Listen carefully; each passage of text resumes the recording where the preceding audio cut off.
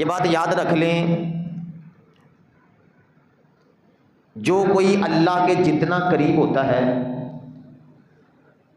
اس کے اوپر اتنی ہی زیادہ مصیبتیں، آزمائشیں اور مشکلیں آتی ہیں۔ قرآن مجید کے اندر اللہ رب العزت نے فرمایا ام حسب الناس ان یترکوا ان یقولوا آمنا وهم لا یفتنون۔ اللہ رب العزت نے فرمایا کیا لوگ یہ گمان کرتے ہیں کہ وہ ایمان لے آئیں اور انہیں چھوڑ دیا جائے؟ وَهُمْ لَا يُفْتَنُونَ، فرمایا ان کو آزمایا جائے گا۔ ایمان لانے کے بعد بندے کی آزمائش ہوگی۔ اور حضرت سعد بن ابی وقاص رضی اللہ تعالیٰ عنہ کہتے ہیں میں نے نبی کریم صلی اللہ علیہ وسلم کی خدمت میں عرض کی یا رسول اللہ صلی اللہ علیہ وسلم سب سے زیادہ آزمائشیں کن کے اوپر آتی ہیں؟ تو نبی کریم صلی اللہ علیہ وسلم نے فرمایا سب سے زیادہ آزمائشیں، مشکلیں انبیاء اور رسول کے اوپر آتی ہیں۔ انہوں نے پھر عرض کی یا رسول اللہ صلی اللہ علیہ وسلم اس کے بعد کس کے اوپر آزمائشیں اور مشکلیں کس کے اوپر آتی ہیں؟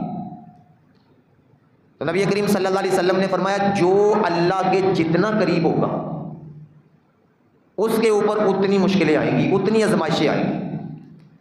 یعنی اللہ کا قرب جتنا بندے کے پاس ہوگا، وہ بندہ اللہ کو جتنا پسند ہوگا اس کے حساب سے اس کے اوپر آزمائشیں آئیں گی۔ اگر اللہ کو زیادہ پسند ہے تو زیادہ آزمائشیں، کم پسند ہے تو کم آزمائشیں۔ تو ابراہیم علیہ السلام کی اگر آپ زندگی کو پڑھیں، ولادت سے لے کر ان کے وصال تک ساری کی ساری زندگی آزمائشوں میں گزری۔ کبھی ایک آزمائش آئی وہ ختم ہوئی، دوسری آ گئی وہ ختم ہوئی، تیسری آ گئی، ساری زندگی ان کی آزمائشوں کے اندر گزری۔ حضرت ابراہیم علیہ السلام ان کو جد الانبیاء بھی کہتے ہیں۔ جد الانبیاء اس لیے کہتے ہیں کہ ابراہیم علیہ السلام کے بعد جتنے بھی انبیاء اور رسل آئے ہیں نا، وہ تقریباً زیادہ انہی کی اولاد میں سے آئے، انہی میں سے آئے ہیں، اس لیے ان کو جد الانبیاء کہا جاتا ہے۔ اور ان کا ایک لقب ہے خلیل۔ قرآن مجید میں بھی اللہ رب العزت نے بیان کیا وَاتَّخَذَ اللَّهُ إِبْرَاهِيمَ خَلِيلًا، فرمایا ہم نے ابراہیم علیہ السلام کو خلیل بنایا ہے۔ اب خلیل کا معنی کیا ہے؟ خلیل کا معنی ہے اللہ کا دوست۔ اور یہ جو لفظ خلیل ہے اس کا معنی لکھا ہے، اس کی تشریح کرتے ہوئے لکھا ہے کہ خلیل اس حبیب اور محب پر بولا جاتا ہے۔ لفظ خلیل اس محبوب اور محب کے لیے بولا جاتا ہے جس کے دل میں اپنے محبوب کی محبت کے سوا کچھ بھی نہ ہو، غیر کی محبت کی بالکل گنجائش نہ ہو، صرف اپنے محبوب کی محبت جس کے دل میں ہو اس پر لفظ خلیل بولا جاتا ہے۔ اور تفسیر ابن کثیر کے اندر لکھا ہے ان کو خلیل کا لقب کیوں ملا، کس وجہ سے خلیل کہا گیا۔ قحط سالی کا دور تھا، ابراہیم علیہ السلام دور دراز ایک علاقے سے اپنے دوست سے نا کوئی غلہ اناج وغیرہ لینے کے لیے گئے۔ اب وہاں پر پہنچے، اس کے پاس غلہ ہے تھا، اناج ہے تھا، لیکن اس نے ابراہیم علیہ السلام کو دیا نہیں۔ ابراہیم علیہ السلام اسی طرح واپس آ رہے تھے خالی ہاتھی، تو رستے میں دل میں خیال آیا کہ گھر جاؤں گا تو خالی بورے خالی، کوئی سامان میرے پاس نہیں، اس طرح کرتا ہوں رستے میں بورے کسی مٹی یا ریت سے بھر لیتا ہوں، خالی ہاتھ گھر نہ جاؤں۔ ابراہیم علیہ السلام نے وہاں ایک ٹیلے سے بوروں کے اندر ریت بھری اور گھر آ کے نا بورے رکھ دیے، خود تھکے ہوئے تھے، آرام کرنے کے لیے لیٹ گئے۔ گھر والوں نے وہ بورے جب کھولے تو اس کے اندر بڑا اچھا قسم کا آٹا تھا۔ انہوں نے آٹا گوندا، کھانا تیار کیا۔ ابراہیم علیہ السلام بیدار ہوئے تو ان کے سامنے کھانا رکھا، تو ابراہیم علیہ السلام کہنے لگے یہ کھانا کہاں سے آیا؟ تو گھر والے کہنے لگے وہی آپ کا جو دوست جس کے پاس آپ گئے تھے ادھر سے تو آپ لے کے آئے۔ تو ابراہیم علیہ السلام فوراً سمجھ گئے کہ یہ میرے اوپر اللہ کا فضل ہوا ہے، اور آپ نے فوراً جواب دیا، فرمانے لگے ہاں ہاں یہ میرے دوست اللہ نے مجھے عطا کیا۔ اس کے بعد پھر ان کو اللہ کی طرف سے خلیل کا لقب مل گیا۔ اور تفسیر در منصور کے اندر اس کی وجہ لکھی ہے کہ ابراہیم علیہ السلام جب واپس آئے نا گھر میں، تو ایک نوجوان کو دیکھا گھر کے اندر۔ آپ نے اس سے پوچھا جی کس کی اجازت سے آئے ہو؟ وہ نوجوان کہنے لگا میں اس گھر کے حقیقی مالک یعنی اللہ کی اجازت سے آیا ہوں۔ تو ابراہیم علیہ السلام نے پہچان لیا جی یہ جو نوجوان ہے نا یہ ملک الموت ہے۔ آپ نے ان سے پوچھا ملک الموت سے کیا لینے آئے ہو؟ ملک الموت عرض کی انہوں نے کہ مجھے اللہ نے بھیجا ہے، اللہ فرما رہا ہے ساری مخلوق میں سے ہم نے آپ کو اپنا خلیل بنا لیا ہے۔ حضرت ابراہیم علیہ السلام کی ولادت جو ہے وہ 2160 قبل المسیح میں ہوئی، اور ہوئی کہاں؟ بابل کا ایک شہر تھا اور آج کے تاریخی نقشے کے اوپر اگر دیکھا جائے، نقشے کے اوپر دیکھنا چاہیں تو آج کے حساب سے وہ علاقہ عراق کا بنتا ہے، وہاں پر حضرت ابراہیم علیہ السلام کی ولادت ہوئی۔ اب اس علاقے کے اندر ایک بادشاہ تھا نمرود، وہ بڑا ظالم بادشاہ تھا، لوگوں کے اوپر ظلم کرتا، اپنے آپ کو خدا سمجھتا، خدا منواتا، لوگوں سے سجدے کرواتا، لوگوں پر ظلم اور زیادتی کرنا، لوگوں سے ٹیکس لینا۔ ایک رات اس نے خواب دیکھا، نمرود نے، اس نے خواب میں دیکھا کہ ایک ستارہ طلوع ہوا ہے اور اس ستارے کی اتنی روشنی ہے کہ سورج کی روشنی بھی اس کے سامنے بے بس ہے، چاند کی روشنی بھی بے بس، سب ستاروں کی روشنی اس کے سامنے بے بس ہے۔ صبح اٹھا تو پریشان ہوا، اس نے کہا جی خوابوں کی تعبیر والوں کو بلائیں، نجومیوں کو، کاہنوں کو بلایا گیا۔ نمرود نے اپنے خواب کی تعبیر پوچھی، جی میں نے یہ خواب دیکھا ہے، اس کی تعبیر کیا ہے؟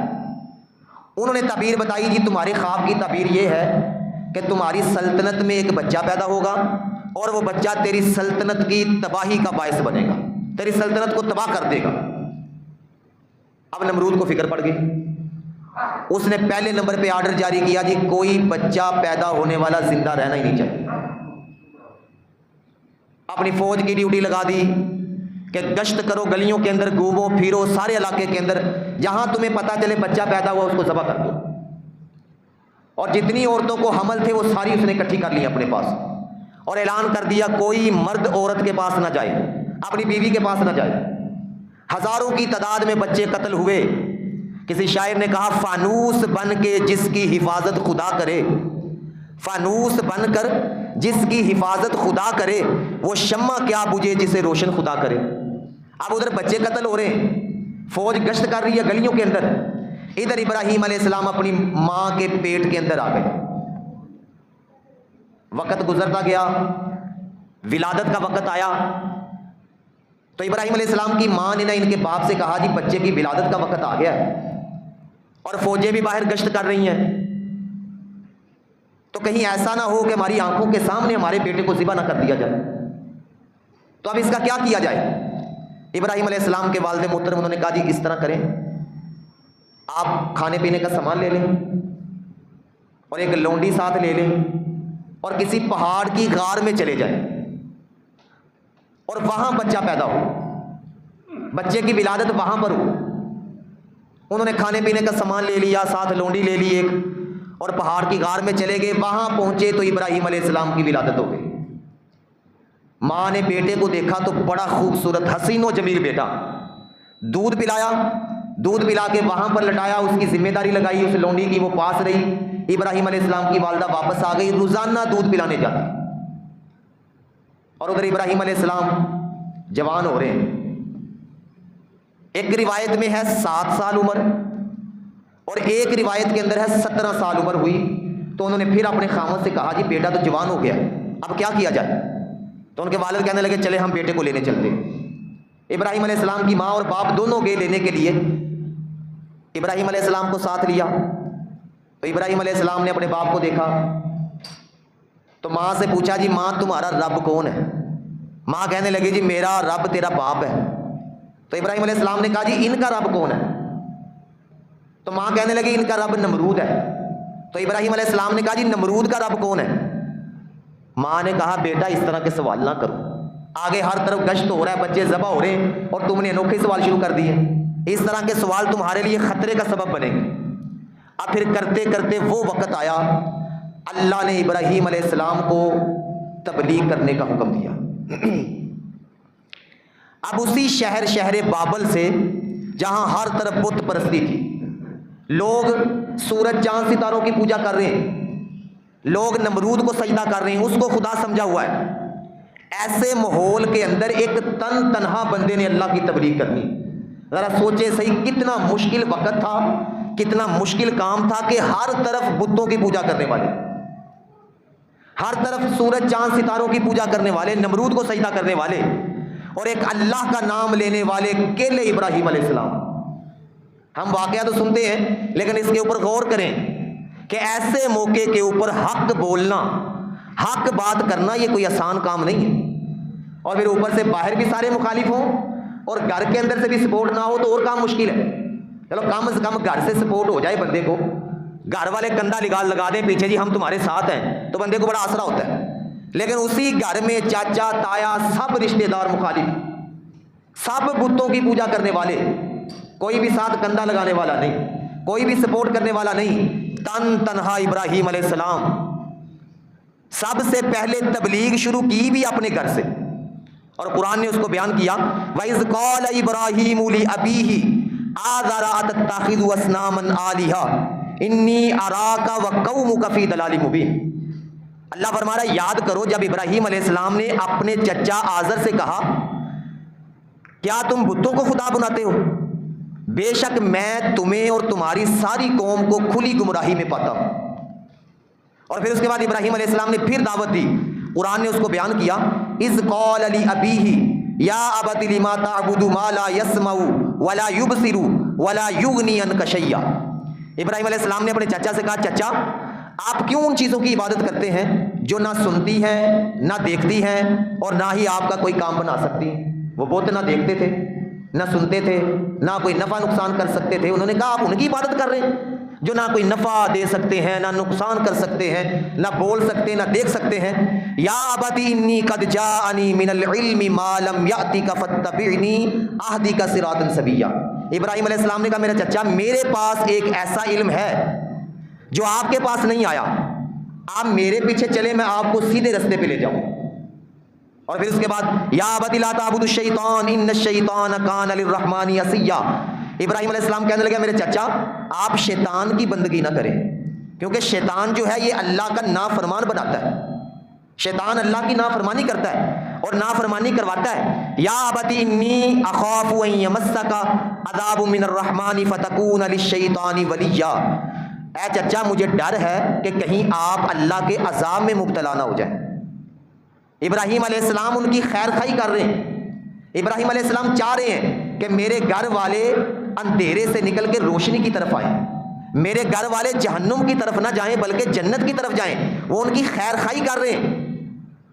اور پھر ابراہیم علیہ السلام نے یہ جتنی بھی دعوت دی قرآن پڑھ کے دیکھیں پورے ادب کے ساتھ بات کی, ادب نہیں توڑا, ادب کو سامنے رکھتے ہوئے ادب کے ساتھ ہر چیز کا جواب ادب کے ساتھ دیا, ساری تبلیغ ادب کے ساتھ کی.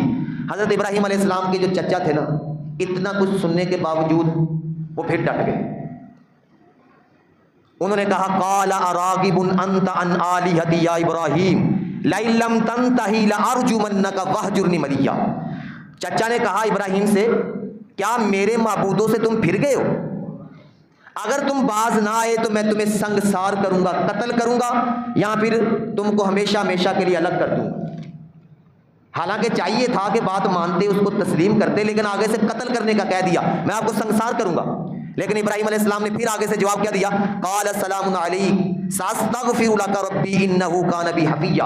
ابراہیم علیہ السلام نے فرمایا میں آپ کو سلام کرتا ہوں, ان قریب میں آپ کے لیے اللہ سے معافی مانگوں گا, آپ کے لیے دعا مانگوں گا, اللہ سے معافی مانگوں گا, میرا اللہ بڑا مہربان ہے. اب یہ بات یاد رکھیں جب بندہ تبلیغ کرتا ہے نا تو تبلیغ کے رستے میں مشکلاتیں بھی بڑی آتی ہیں. نبی کریم صلی اللہ علیہ وسلم کی زندگی کو پڑھ کے دیکھیں, جب آغاز تبلیغ کیا تو کیسی کیسی مشکلاتیں آئیں. کانٹے بچھائے گئے رستے میں, اوجریاں پھینکی گئیں, گردن میں چادریں ڈال کے گھمایا گیا. اس کے بعد کئی 3 سال ابی طالب کی جو گھاٹی تھی وہاں پہ رکے رہے. وہاں پہ کتنی اذیتیں تکلیفیں کس وجہ سے کہ یہی پیغام تھا کہ اللہ ایک ہے اور تمہارے جتنے بت ہیں سارے جھوٹے, جن کی تم عبادت کر رہے وہ سارے جھوٹے. صرف یہی بات, اسی بات پہ اتنی تکلیفیں اٹھائیں. آج بھی تبلیغ کرنا کون سا آسان ہے؟ آج لوگ باتیں نہیں کرتے, تبلیغ کرنے والوں کو لوگ تانے نہیں دیتے. آج تبلیغ کرنے والے لوگوں کو لوگ طرح طرح کی باتیں سنا نہیں رہے. یہ تبلیغ کرنا، اللہ کے رستے میں لوگوں کو لے کے آنا، یہ کوئی آسان کام نہیں. بڑی بڑی مشکلاتوں سے اس تبلیغ کرنے والے کو گزرنا پڑتا ہے. اس تبلیغ کرنے والے کو بڑے بڑے لوگوں کی باتیں سننی پڑتی ہیں. اب یہاں پہ ممبر پہ بیٹھ کے حق بولنا آسان کام ہے؟ کوئی آسان کام نہیں ہے بھائی، بالکل کے لیے آسان نہیں. کیوں؟ کیونکہ جو باتیں ممبر پہ بیان ہونی ہیں اسی مجمع میں بیٹھے کئی لوگ ان جرموں کے اندر ملوث ہیں. جب انہی مجمعوں میں بیٹھے لوگ ان جرموں میں ملوث ہیں تو وہ اس بات کو قبول کریں گے؟ کیونکہ تبلیغ جب حق بولنا ہے تو پھر مخالفت بھی آنی ہے، پھر اس نے بھی مخالفت کرنی، اس نے بھی مخالفت کرنی. کوئی کہے گا جی مولوی مسیتوں کٹو، کوئی کہے گا جی مولانا صاحب ہوتے کون ایسی بات کرنے والے. لیکن یہ کم لوگ کہیں گے کہ یار اس نے جو بات کہی سچی کی ہے، اس نے کوئی غلط بات تو نہیں کی، اس نے آپ کو وہی بات سنائی ہے نا جو اللہ اور اس کے رسول کی بات ہے. اس نے وہی بات کی ہے جو اللہ اور اس کا رسول کہنے کا حکم دے رہا ہے. اس لیے بڑی مشکلاتیں تبلیغ، اور یہی مشکلاتیں ابراہیم علیہ السلام نے بھی جھیلی. آپ نے کوئی پرواہ نہیں کی. آج تو تبلیغ والے لوگوں کے ساتھ کئی لوگ کندھا لگانے والے ہوتے ہیں، کئی لوگ کھڑے ہونے والے ہوتے ہیں، ساتھ دینے والے ہوتے ہیں. لیکن آپ وہ واقعہ دیکھیں ابراہیم علیہ السلام کا کہ تنہا ابراہیم علیہ السلام اور پوری قوم بادشاہ سمیت ایک طرف، حتیٰ کہ رشتہ دار بھی ان کی طرف، تنہا ابراہیم علیہ السلام اس ماحول میں کلمہ حق بلند کر رہے ہیں، اور کوئی ڈر نہیں، کوئی خوف نہیں. کیوں؟ کیونکہ ان کے دل میں یہ بات تھی کہ موت تو ایک نہ ایک دن آنی ہے. موت کے ڈر سے بندہ حق بولنا چھوڑ دے. ایک نہ ایک دن تو دنیا سے جانا ہے. موت آ کے رہے گی تو کیسی اچھی موت ہے جو آئے اس کے لیے آئے. جب روح قبض ہو تو کس وجہ سے ہو کہ اللہ کے لیے اس بندے نے جان دی ہے. یہ بندہ دنیا سے گیا ہے تو اللہ کے لیے گیا ہے. اذ قال لأبیہ وقومہ ما هذه التماثیل التي انتم لها عاکفون. اللہ فرما رہا ہے یاد کرو جب ابراہیم علیہ السلام نے اپنے چچا اور اپنی قوم سے کہا کہ یہ جو مورتیاں ہیں یہ کیسی مورتیاں ہیں جن کے تم گرویدہ ہوئے ہو. انہوں نے آگے سے بولا کیا جواب دیا؟ قالوا وجدنا آباءنا لها عابدین. انہوں نے کہا ابراہیم علیہ السلام کو کہ ہم نے تو اپنے باپ دادا کو اسی کی عبادت کرتے دیکھا ہے. یہ تو ہماری رسم و رواج پیچھے سے چلتا آ رہا ہے. جس طرح آج ہمارے معاشرے کے اندر کتنی رسمیں غلط ہیں جو شریعت سے ٹکرا رہی ہیں. اور لوگوں سے پوچھے کیوں کرتے ہو جی، کہتے جی ہمارے باپ دادا کرتے ہیں. اگر باپ دادا کھے کھاتے آئے ہیں، غلط کرتے آئے ہیں، جرم کرتے آئے ہیں، تو اس کا مطلب یہ تو نہیں کہ ہم نے بھی جناب وہ کھے کھانی. اس کا مطلب یہ تو نہیں کہ باپ دادا شریعت سے ٹکراؤ لے کے آئے اور ہم نے بھی ان کے پیچھے چلنا. ہم نے تو چلنا اللہ کے پیچھے. ہم نے تو بات ماننی ہے، اللہ کی بات ماننی ہے. اب اس کے بعد پھر وہ قوم کو بڑی تبلیغ ہوئی، وہ قوم سمجھی نہیں.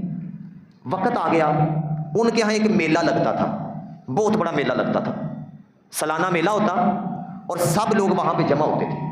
اور سب سے پہلے وہ بت خانے میں جاتے، ایک بت خانہ بنا تھا، بت خانے میں جاتے، وہاں پہ کھانے رکھتے، مٹھائیاں رکھتے بتوں کے آگے، منتیں مانتے، اور پھر ادھر سے ہو کے وہ اس میلے پر جاتے. ابراہیم علیہ السلام کو انہوں نے کہا جی آپ بھی ہمارے ساتھ چلیں. ابراہیم علیہ السلام نے کہا جی میں تو نہیں جاؤں گا. لیکن ابراہیم علیہ السلام نے دل میں ارادہ کیا، ایک عزم کیا. وہ کیا ہے؟ قرآن کہتا ہے تاللہ لاعقیدن اصنامکم بعد ان تولوا مدبرین. اللہ کی قسم تمہارے جانے کی دیر ہے، یہ جو بت ہیں جن کی تم پوجا کرتے ہو، جن کو تم نے خدا بنایا ہے، میں ان کے بارے میں کوئی منصوبہ کروں گا، ایک نئے انداز سے تمہیں دوبارہ پھر تو ہی سمجھاؤں گا. اب لوگ آئے بت خانے میں، انہوں نے اپنی مرضی کے کھانے رکھے، طرح طرح کی چیزیں وہاں پر رکھی، اور وہاں سے نکل کے میلے کی طرف چلے گئے. ساری قوم میلے پہ. ابراہیم علیہ السلام نے ایک کلاڑی اٹھائی اور کلاڑی اٹھا کے ان کے بت خانے میں چلے گئے، جہاں پہ بت بڑے چھوٹے سارے بت وہاں پہ رکھے، وہاں چلے گئے. اور وہاں جا کے ابراہیم علیہ السلام نے سب سے پہلے بتوں سے کہا، قرآن کہہ رہا ہے فراغ الی آلہتہم فقال الا تاکلون ما لکم لا تنطقون فراغ علیہم ضربا بالیمین فجعلہم جزازا الا کبیرا لہم لعلہم الیہ یرجعون. ابراہیم علیہ السلام نے ان بتوں کو بلا کیا کہا؟ ان کو کہا جی تم کھاتے کیوں نہیں؟ اتنا کچھ تمہارے سامنے پڑا، طرح طرح کے کھانے مٹھائیاں پڑی ہیں، تم کھاتے کیوں نہیں؟ ابراہیم علیہ السلام نے کہا تم بولتے کیوں نہیں؟ اب ہے تھے بت، کیا بولیں، کیا کھائیں، کیا پئیں. ابراہیم علیہ السلام نے کلاڑی نکالی اور اس بت خانے میں بتوں کو توڑنا شروع کر دیا. کیسا مشکل وقت تھا. ایک تنہا بندہ اللہ کے لیے پوری قوم سے ٹکر لے رہا ہے. یہ شروع سے ہی کام چلتے آئے ہیں. اسلام کے رستے میں رکاوٹیں ڈالنے والے شروع سے ہی آتے رہے. موسیٰ علیہ السلام کا دور دیکھیں, کون آیا تھا مقابلے میں؟ فرعون. اور موسیٰ علیہ السلام کا رستہ اللہ کا رستہ, اللہ کے دین کا رستہ روکنے کے لیے آیا, لیکن موسیٰ علیہ السلام اس کے سامنے جم کے ڈٹ کے کھڑے رہے. جم کے ڈٹ کے خلوص کے ساتھ کھڑے ہونا یہ ہمارا کام ہے, پھر آگے مدد اللہ کی آنا یہ اللہ کا کام. بندہ خلوص کے ساتھ حق کے ساتھ کھڑا ہو جاتا ہے نا, جب خلوص کے ساتھ, چاہے جتنے مرضی بڑے لوگ ہوں, چاہے جتنی مرضی طاقتیں پاوریں ہوں, بندہ جب حق کے لیے خلوص کے ساتھ کھڑا ہوتا ہے نا, اللہ اس بندے کا خلوص دیکھتا ہے, پھر اس بندے کی مدد اللہ کی طرف سے ہوتی ہے, پھر اللہ کی طرف سے مدد ہوتی.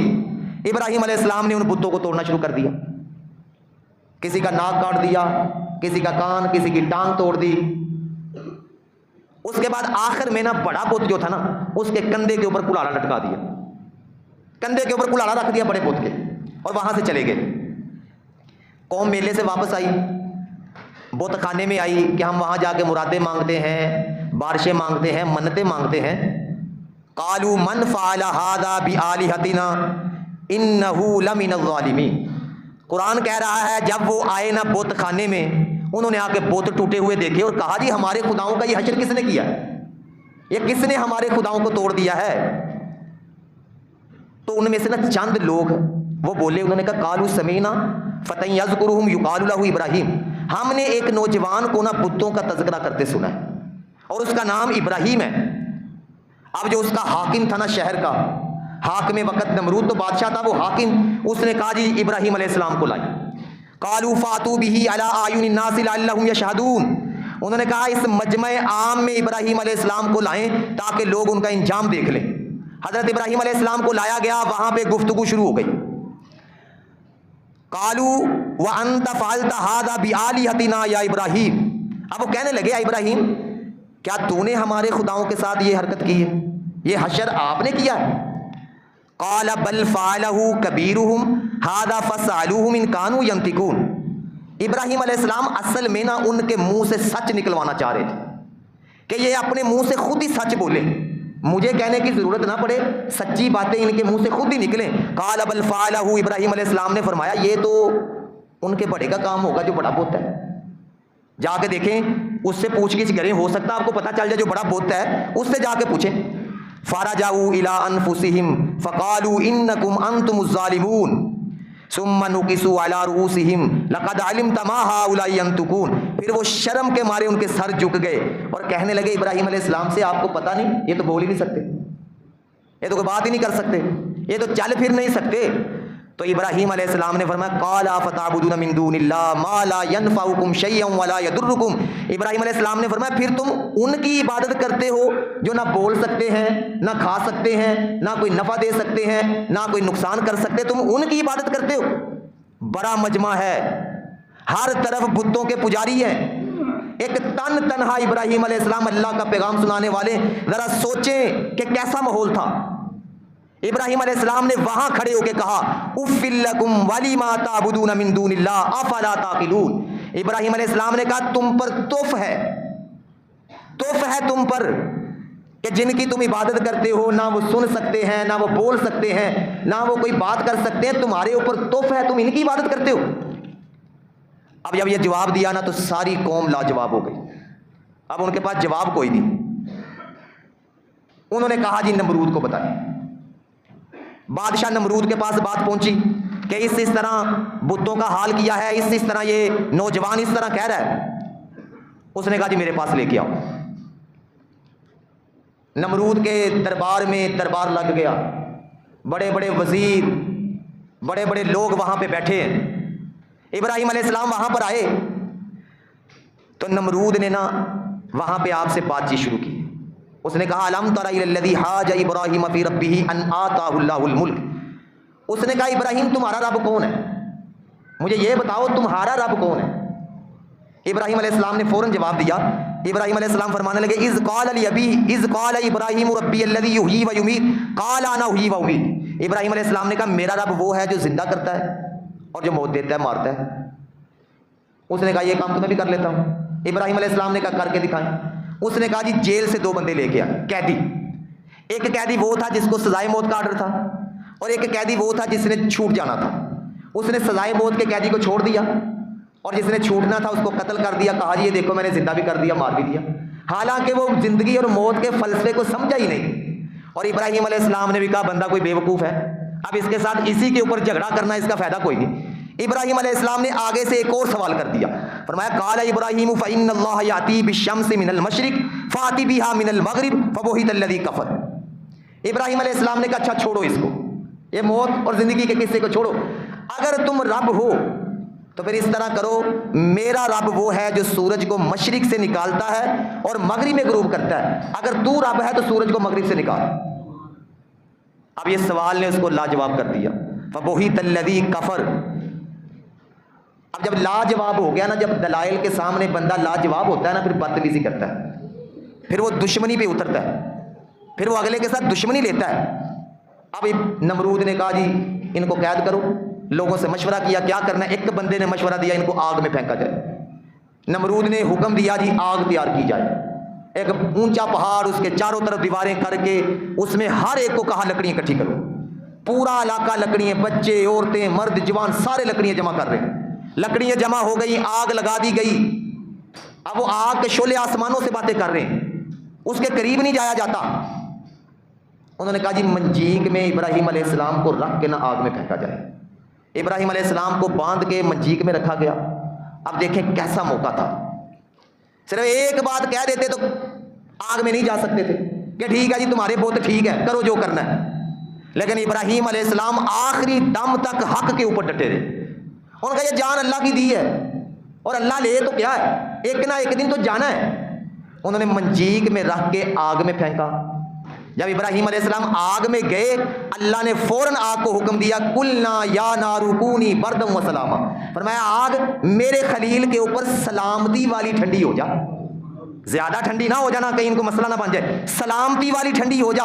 اب باہر دیکھنے والوں کو تو آگ لگ رہی تھی کہ آگ کے شعلے بلند ہو رہے ہیں, لیکن ابراہیم علیہ السلام اسی آگ کے اندر جنت کا نظارہ کر رہے ہیں. جنتی ہوائیں, جنتی بچھونے, جنتی بستر, جنتی کھانے. 40 دن آگ کے اندر رہے. 40 دنوں کے بعد جا کے آگ بجھی. اتنی بڑی آگ بجھی. ابراہیم علیہ السلام کوئلوں کے اوپر چل کے آ رہے ہیں. لوگوں کو کوئلے لگ رہے ہیں, لیکن حقیقت میں پھولوں کی پتیوں پہ آ رہے تھے. ابراہیم علیہ السلام اس آگ سے 40 دنوں کے بعد باہر نکلے. کسی نے ابراہیم علیہ السلام سے پوچھا کہ زندگی کے سب سے اچھے لمحے کہاں گزرے. ابراہیم علیہ السلام فرمانے لگے زندگی کے سب سے اچھے لمحے آگ کے اندر گزرے. اب اس پورے واقعے سے یہ پتا چلا کہ ابراہیم علیہ السلام نے حق کا علم بلند کیا, اور حق کے لیے پھر جھکے نہیں. چاہے جتنی بھی طاقتیں آئیں, جتنی بھی پاوریں آئیں, ابراہیم علیہ السلام حق کے لیے کھڑے رہے. جب بندہ حق کے لیے کھڑا ہو جاتا ہے نا, مصیبتیں مشکلیں آتی ہیں, طاقتیں آتی ہیں, پاوریں سامنے آتی ہیں, لیکن اللہ کی مدد آ جاتی ہے. جب اللہ کی مدد آ جاتی ہے تو طاقتیں ساری ٹوٹ جاتی ہیں, پاوریں, وزارتیں, عہدے سب ختم ہو جاتے ہیں. یہ ابراہیم علیہ السلام کے اس واقعے سے ہمیں سبق ملا کہ حق کے لیے کھڑا ہونا سیکھیں, حق کے لیے ڈٹنا سیکھیں.